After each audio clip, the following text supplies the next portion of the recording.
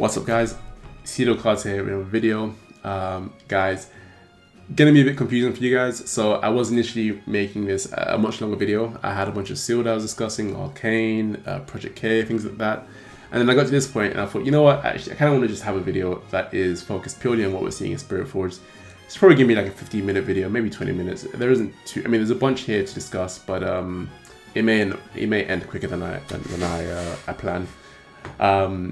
But guys, as usual, I appreciate the support so much. If you're having a good time here, you know, leave us a like, join us in the conversations. Just any comment, just let me know your thoughts. Throw it out there.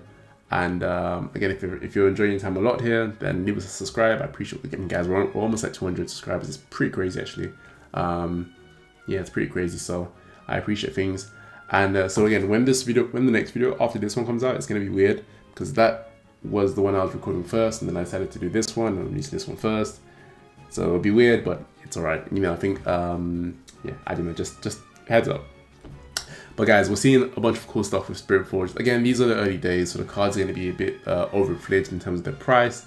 But I still think it is interesting to look at what has hit the market already.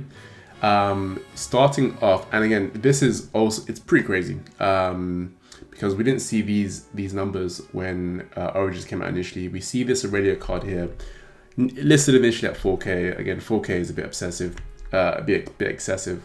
But we did see this end up selling for 3K. Now that's fascinating to me. I like Irelia. Irelia is a great champion. She's been a menace since the beginning. Again, I've been playing since about 2013. But I've never been a top laner at heart. I've played top laner a lot. I played a lot of Volibear. I played a bit of Jarvan. I played Swain. I played Echo top lane as well. A mixture of Echo when he was Iceborne Gauntlet and Triforce, and also Echo in general as well. That was really my three go-tos for the top lane. I was never really a top. Jax every now and then as well, but I was never really a bit of top lane. But I was always like a mid laner and jungle and a bit of support. But what I mean to say is I don't really know the heart of Irelia players. I know they love Irelia, they love their champion, but I don't know it. So when I see this price point of 3K at the gate, yes, it's a bit of, this is the very first card, these are the very first few listings, but we didn't see this for Origins. You know, Kaisa, yes, you know, it's climbing now, but you know, the raw price at launch, even at the earliest times, were like, at max $2,000. I mean, less than that really is like 1.6K really out the gate. So to see 3K, of course it is early days, but that's fascinating to me. And again, this game is so different to other TCGs in that each individual champion is like a pocket of information and data, because each champion has a different type of user base and audience that will, whose price, you know, sensitivity to money is different. I mean, you know, we have maybe, and also the attachment to their cards that makes them warrant spending the money they're spending. I mean, we have cards that, you know, the Yone card, for example, going for maybe 1.4K, 1.5K, not as much. And then even though, you know, people are still playing the same amount of hours, thousands of hours on that one champion, but then we're seeing, you know, this already hitting up for 3K. I'm very fascinated. Obviously, I'm not doing a good job in discussing it much right now, but it's just, the thought just came into my mind. So it's an introductory thought to this concept. So I am fascinated in this, and in what we will see. I mean, for example, as you know, when a Z card comes out, for example, out the gate, it might be again 3K a signed Z card, because you know the attachment characters have behind that champion and the behavior of that user base. You know, again, it's a pocket of information. They're all isolated, and I find that very fascinating. Very, very isolated in terms of the behavior of the collectors against each champion. Guys, let me know your thoughts in the comments about that. I just wonder what your thoughts are on that. We see another one here, Irelia go for 3.5K, again best offer, and another one here for 3.5K as well. And we do see again both also sold as well for 3,000. So very, very fascinating. Very fascinating. Again, out the gate, 3,000 is a lot, but I just don't understand. I mean, again, I was shocked when Kaisa was selling so much. Because again, I don't play Kaisa. I know Kaisa. Kaisa's a great champion, but I don't know the heart of a Kaisa collector. And so it's just so interesting to see the numbers out the gate. We see Ahri here as well. They was listed for $3K. It ended up selling for 2.8K. Again, this is Ahri though. This is waifu Ahri. So we kind of I'm not surprised by this personally. Again, it is excessive. It's excessive, but I think out the gate, I think a lot of people were expecting this one price with this one card to do crazy numbers. So that doesn't surprise me. We do see the Karma as well. Again, a gorgeous card. This is a gorgeous card. Again, as I mentioned, support player. It's, you know, I think me and Alex from RIFTBOUND TCG plan to do another podcast episode. Probably not this week or next week. I think this week. We plan to do another recording, and again, I think we'll go into this a lot deeper in terms of the understanding the heart of each. You know, the heart of the collectors of each champion and the user base, because there's something to that. There's something very, very insightful and in depth, and a lot of depth in terms of just understanding that data and really learning about why the price point, just kind of trying to, you know, rationalize the price points we're seeing. And I'm very surprised that, you know, Irelia out the gate is like 3K. You often think of top laners as introverts, kind of on their own, but some of them, at the same time, you know, the character of a top laner is also just the human behind the champion, is also a bit mature, usually a bit older. You know, so with that, it's possible that they have deeper pockets, but also they may just have a, you know, introversion along with being a bit more mature and having that more, I guess, a bit of a more, in quote marks, mature attachment to their champion. You know, it perhaps is warranting why we're seeing this price point at the gate. But again, it's just one for conversation. I definitely love, you know, opinions in the comments. But we see this Karma card signed itself for 1K. You know, a bit kind of in line with what we're seeing with supports in with Leona in Origins. And again, this price point will most likely drop. Again, these are the first we are seeing out there, so this probably will drop. But again, just very fascinating. We see here actually Darius. Again, Darius it's fascinating. Again, it speaks again to, is this champions? Is the player base of this champion in Riftbound right now, are they collecting just yet? I am of the opinion that for Darius, the answer is no. Again, I think Darius, top laners are generally, a Darius player isn't really out here looking for to get into card games. I mean, they are, but I think in excess, I don't think they're here yet. Personally, we see this go for about $900. Again, it surprises me, but I think Darius as a champion, I think the Origins card is kind of baked in his price point now, and I think that's a bit of a shame, because Darius is a dope champion. But I think if he came out the gate with a very dope Origins card, I think his price point would be different. But I think ultimately that's just the situation we're in. Again, it's good news for Darius collectors. This is a dope card. This is a very sick card. I like this card a lot more than the Origins card. So I do think that this is a great collectible item for any Darius player. We see another one get best offer for about $600. So again, a bit of fluctuation here and there. Again, Darius is Darius.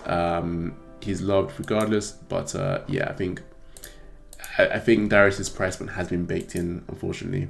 So that's what we're seeing. And then again, I still don't understand how it works, but Sett, we see here, Sett sell for 1.4K. I don't get the hype around Sett. He's a core champion in terms of his abilities. I just don't get it. I don't get the hype. It's kind of looks like I forgot his name from Inuyasha. Is the main character called Inuyasha? I can't remember. But yeah, he looks pretty dope here. But again, I just don't understand the price point, in my opinion. Moving on from the signed, and again, this is going to be a shorter video because I did plan to have 2 videos in one. We have Ahri. So again, we're looking at just the non-signed versions now. Ahri here selling for $600. This will collapse. We are seeing it collapse. I'll scroll down this list, but we see it here. You know, Saturday 7th. This is basically out the gate. Everyone's just gotten their pre-rift packs. Some have managed to pull the overnumbered, and they've just sold it instantly. So we see a sale at $600, and then the next day it drops to $500, and then let me see that 500, and then I think there has been some more drops to like 250 in the UK. We're seeing basically £200. It has dropped pretty quickly, and I say that to say, just take your time. This will be flooded. This will flood the market. This one card here, no doubt. I think people know that waifu cards are easy to sell, and that there is a crazy demand for waifu cards and waifu characters. So this will sell, and this will drop in price very quickly. We see Draven, and again, I think there's something interesting to be said with the overnumbered legend cards that don't have a signed version, because I think their price points will be interesting. Of course, they will continue to drop. We'll probably see them minus Irelia and I think maybe Irelia, Ezreal, Lucian, and Rumble. I think those 4 champions will probably see their price sustain a little bit, but I think for the most part, I think most will drop, as we're seeing with Origins, into the sort of 100 and under space, $70.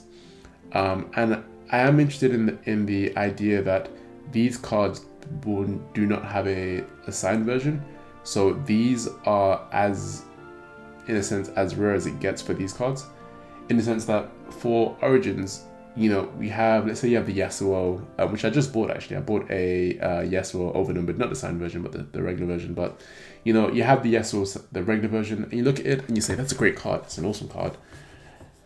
And you see the price point, you say, yeah, that's pretty cheap. But then you see that there's a signed version, so you're like, do I bother with the non-signed because it's a signed version? And I think that sentiment is baked into the price we're seeing for the non-signed version, in that it's almost not discarded, but in a sense it's discarded. It's discarded in the sense that, yeah, it's cool, but there is a signed version that's even more rare.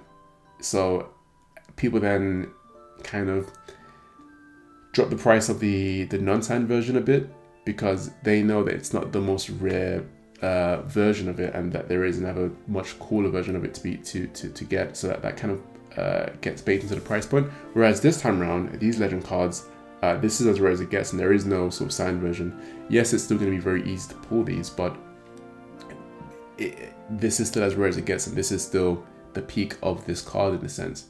So I do wonder how that will reflect in the price point of these items. Of course, we are seeing here initially, and again, as I mentioned, these will drop considerably. But we're seeing here, this one sold for about $350. This will drop considerably. It is a cool card. Again, as I mentioned before, I'm not the biggest fan of the two-tone. I think some of the two-tones work really well. It really is gorgeous. Lucian's pretty dope. Rumble's pretty cool. Jax is dope. I just wish that there was more to them. But we are hearing rumors that you know, the 3rd set is going to be really amazing. We're hearing rumors that the 5th set will be really amazing. And someone in the comments actually left a message to say that he, again, I can't verify this, but he says that he is very much in the illustration space, and that he is of the opinion that the teams that worked on Spiritforged were the team B, were the B team, whereas in Origins, you know, at the gate, Yasuo, Ahri, Misfortune, Lee Sin, gorgeous cards, that they were the A team, and that this is done to just kind of allow for, you know, a good supply of cards to be drawn and created. And that kind of coincides with what I then learned a few years later, when Dave and you know, the Riftbound team provided the update, that they themselves were saying they were excited for set 3 and set 5. And so if you look at that, set 1 would be the A team, set 2 would be the B team, set 3 Unleash would be the A team again, set 4 Vendetta would be the B team, and then set 5 Radiance would be the A team again. So I'm keeping an eye out for that now. I mean, those two things came together, and he said he does know people in the industry as well, and he says that he's personally friends with someone that has done drawings, that has done artwork for Riftbound. So, you know, pinch of salt, but, you know, Dave and the Riftbound team did then say that they were hyped particularly for these two sets, set 3 and 5. So there could be some credence to it. You know, going back to the cards again, I think these legend cards are a bit even the signed cards, they're a bit flat compared to what we were seeing with Origins. Again, Yasuo out the gate looking gorgeous. Even Darius, even though I don't like the art direction as much, it's still a gorgeous card. There's a lot of breadth to the and a lot of weight to the cards, whereas these cards feel a bit flat to me. Anyway, that was a bit of a ramble. 350 was for the Darius card. The Irelia card, me saying all of that, I think this card is gorgeous, this Irelia card. And while I do think a lot of them are flat, I don't think this is flat. I think this is pretty, at least this is the least flat of all of them. I think this is a very gorgeous card. And this Irelia card actually sold for about $230. And again, I think this card they will all drop, but I think this will probably be one of the most expensive out of all of them. I think you'll probably find its floor at maybe $130, $120. And again, the Irelia collector just isn't here yet. I mean, she hasn't, well, maybe she is here. She hasn't been able to realize and actualize, the price sentiment, because there was no card for her to collect. Just like myself, I keep saying, and you guys know, I used to play Morgana. That's how I came into League of Legends back in 2013. I played her mid, played her every day, 10 hours a day. Her card isn't out yet, but I'm here already, waiting patiently. And when she arrives, I will put an offer in for a card. So we see here 230. I do think this will probably find its footing at roughly 150-ish, it might be 130, 150. So we then see the non-signed version of the champion unit Irelia. This went for $300. Again, we'll have to see it, because I have no clue how this will work. Because of course we have the legend version and we have the champion unit. I mean, this card is a lot more gorgeous than what we see here with the legend card. But again, this is a gorgeous card. Is it I don't know. It's a gorgeous card to me. I'm just not the biggest fan of Spiritforged, but I do think it's a cool set. Playability wise, people are loving it, and I'm happy for that. So we'll have to see. I'm really excited about Riftbound in general. So ignore what I say really about my interest in this set. Regardless, I think it's an amazing set regardless, but I just know that there's more they can do with this game. So I look forward to the future. But we are seeing $300 for this. This will of course dip. I think this will be more expensive than the legend version. Again, this card has a bit more depth to this. But this is a very gorgeous card. I think again, Irelia and Ahri, I think will be the stars of the show. So we'll have to see. We see Soraka as well. Again, very cute card. Very dainty. It's a very cute card. And for 215, again, I do expect this to continue to drop. We see another one here as well, actually. Well, this is a bit actually. I take it back. But we see here 215. I think again this will drop as well. They'll all most likely drop to the $100 mark and a bit less, if excluding Ahri and Irelia. And again, we see another one here at 250, but this is best offer, and this one itself sold for about so there was the 215. So it's showing here that actually this 215 sold for 150 actually, which is interesting. Whereas this this 250 was also best offer for this as well. Where is it going? Huh. Okay. Well, one of them sold for 150, and again, it makes sense considering what we have seen with supports with Yone as well, for example. So this Vayne card, I don't want to talk about it too much. You guys kind of know my opinion on this. I've never seen Vayne in such a light in my life. And 10 years straight, I've just known her as invisible and you're dead, or your whole team tries to peel her and you're just dead. She just kites you and it's just you're just dead. And then we see her in this kind of dainty look, and it's a gorgeous card, no doubt, but it's just so odd to see Vayne like this. It's just strange. We see it initially for 400 Australian dollars, roughly $280 dollars, and this ended up going for about, I just checked, about $300 in the end. So great number initially, but I do think it will go down in price. But this is, again, it's a very gorgeous card. It's just very strange to see Vayne in that light, and I do think we'll see Vayne in the light that we know Vayne for. So that's just something to discuss. And we see another one as well, sorry, so another best offer for 250 and ended up going for like $200 as well. So again, we'll see things will fluctuate. Things will definitely fluctuate in the short term, but it's good. It's interesting to see his price point initially. We see the Teemo card, again, very dope card. I'm glad Teemo's getting loads of cards. He's a dope champion. This Teemo card was best offer 250, but actually sold about 220. Again, these will drop, but this is a very gorgeous card. You know, if this was, again, it's very flat, but I think that's the premise of basically this whole Spiritforged line. It's a very flat set, but it's a very gorgeous card, and I think there's nothing wrong with it being flat. I mean, this, I like, for this Teemo card, I kind of like the flatness. Same way for the Soraka and Karma, I do like the flatness. So yeah, I'm not so much rambling at this point, but I think you guys get my point in that the flatness, just, it's, what do I say? I'm not sure what to say. I think there's nothing wrong with the flatness. It will almost force it to become a sort of B tier set in terms of collectability, not playability wise, but collectability. But you know, it's, in the long run, it's not really an issue.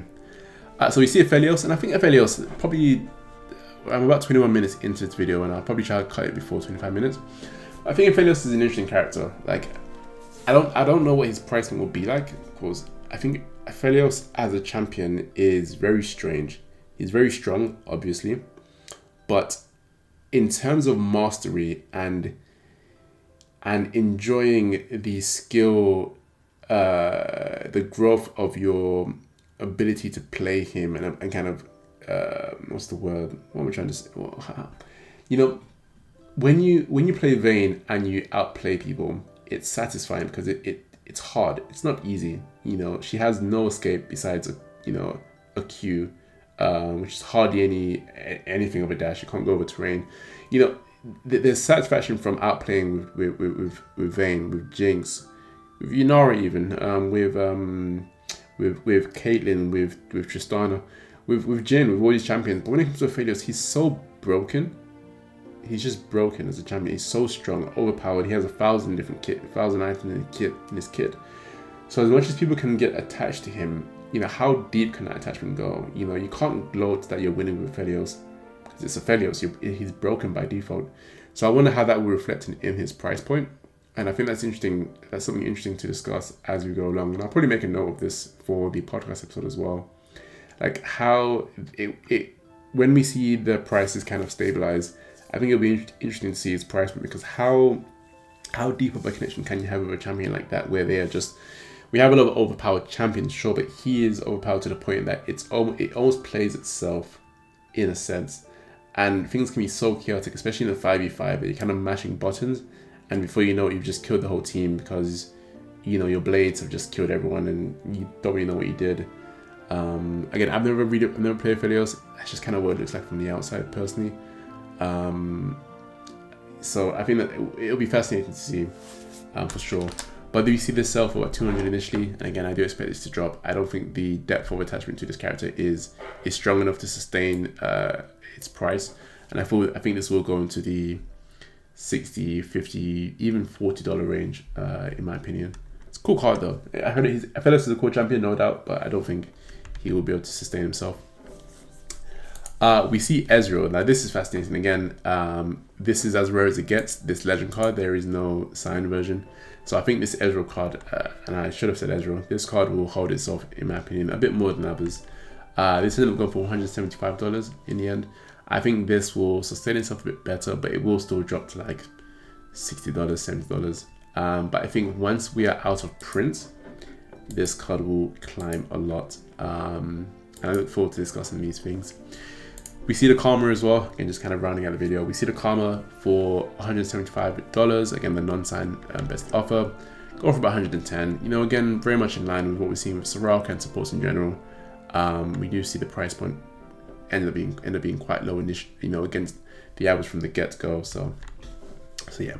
And then lastly, we see Yone go for $150.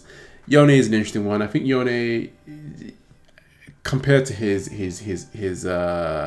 age mates, you know, Zed, Talon, Silas, Syndra, he's a new kid in town. He's he won't get the same respect. I think when a set comes out, and I hope a set comes out where it's like purely focused on like mid laners, Talon. I mean, Talon, he was a mid laner for the most part of his existence.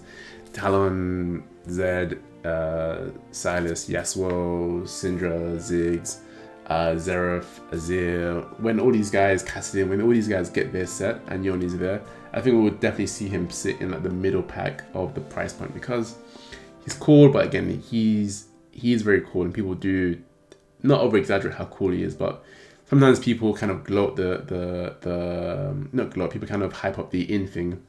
But I think when the collectors that have been in this space for like 10, 15 years come out and they find their Casting card, their Syndra card, you know, I think we'll start to see where Yone really sits, in my opinion, to be honest. And then just lastly, I wanted to just touch on this card as well. This is the Irelia, just regular champion unit card. It did go for $55, and again, it just highlights that Irelia is, you know, one of the stars of this set as well. And I do expect this card to probably stay around. I mean, I don't know if this is because of her playability, but I do think this is a very cool collectible card, and that I do expect it to be at least more expensive than other cards as it would relate to collectibility, but it's always a conversation for another day. So yeah, I think we'll leave it there. Guys, I'm very excited for Spiritforged. I'm really excited for the next set. I'm trying to find a case for the next set already at a decent price. But I think Spiritforged will be exciting. I think I am now very fascinated about where Irelia will climb and what that will inform us about the behavior of user bases, of player bases, and how isolated how isolated and how independent the price points are against each other, just based on the depth of emotional attachment that people have towards these characters. And not just that, kind of the person behind who plays those champions, or who plays top lane, who plays mid lane. I feel like mid lane is a bit more loose with their money, will throw at things but won't commit to excessive prices, whereas top lane is for the champions they love. Maybe they give them more. Again, I don't see why Sett is so expensive, but maybe that's the case, and you know, Sett isn't as popular as Irelia, but we're kind of seeing those things. So you know, I'm not doing the best in terms of explaining this point, but I think we've got loads of space to kind of discuss this further. So I think we'll leave it there for now. And guys, as usual, if you're having a great time, do leave us a like, leave us a comment, leave us a subscribe if you're really enjoying your time. I appreciate it as always. And as I always say, you know, I don't often subscribe super early when I start to watch new channels. I might watch it for a month, 2 months, and just be watching very frequently, liking the videos, and then after a while I'm like, wait, why am I not subscribed? I'm having a great time, and I didn't subscribe. So there's no pressure to subscribe. If you're having a good time, just keep having a good time, and that's good enough for me. Cool. Ceeeeedo Cards out. Catch you in the next one, and yeah.